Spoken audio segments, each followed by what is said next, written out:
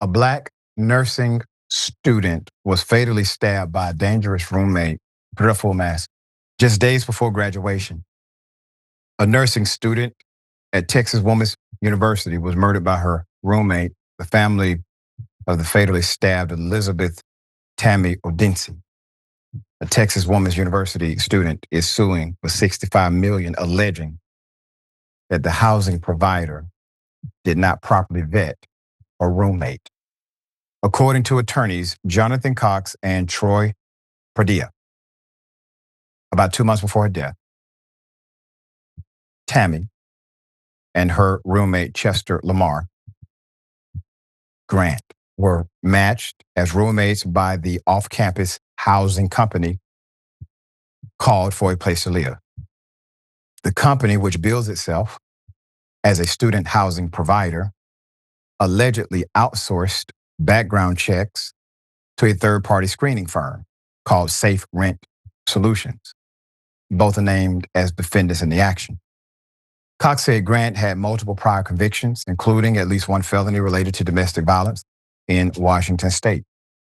Court documents show that Odunsi was found dead in her apartment after police were called for a welfare check around 3:50 p.m. Officers spotted blood on the back patio, giving them probable cause to force their way inside. They found her with 28 stab wounds lying on the kitchen floor. Grant was discovered injured in a nearby room and was hospitalized in critical condition. Police say he had attempted to take his own life.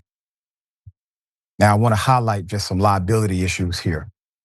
Anytime an apartment agency, or in this case, a company that deals in placement, once they engage in a trusted vetting process, the liability does fall upon them to carry out good faith and industry standard procedures to protect you. When that does not occur, there's a liability typically affixed. It varies by state. But in this case, the sole reason for having the vetting company was to make sure that individuals were matched and safely matched. That was the whole reason for the operation. Just days before, she actually filed a police report. Okay? This adds to it. She filed a police report, reached out to the housing company, but the meeting she arranged was canceled. This was after Grant attacked her over a dispute about her cats, in which he poured an unknown liquid on her face and threatened her life. The young lady's mother, Adeniki Odunsi, said her daughter called her on the day of the killing, frightened to return home. As she approached the door, she noticed her shoes had been filled with feces. On the call, the mother said she heard her daughter ask Grant about the incident, then scream, "Help, help, help," before the line went dead. Could not imagine. Grant was arrested on May 3rd, charged with murder. At his bond hearing, a Harris County judge described the case as an allegedly extremely brutal murder with an aggressive history of violence, which I find to be an extreme danger to the community. The institution awarded the young lady her Bachelor of Science in nursing, which her family accepted on her behalf.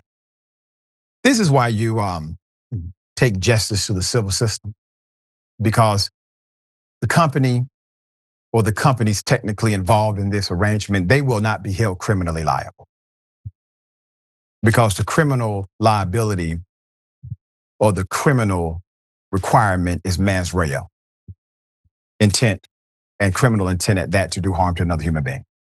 So they won't be charged.